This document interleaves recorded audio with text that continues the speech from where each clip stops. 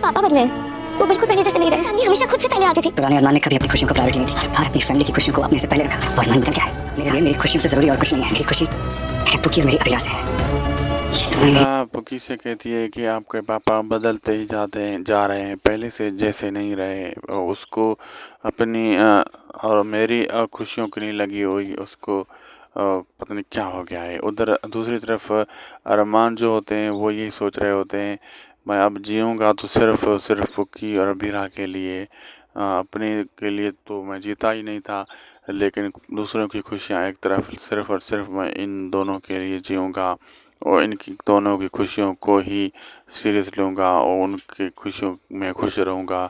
अरमान इसी सोच में पड़ जाते हैं और मन ही मन में ये बात करते रहते हैं। उधर अभीरा भी यही सोच रही होती है।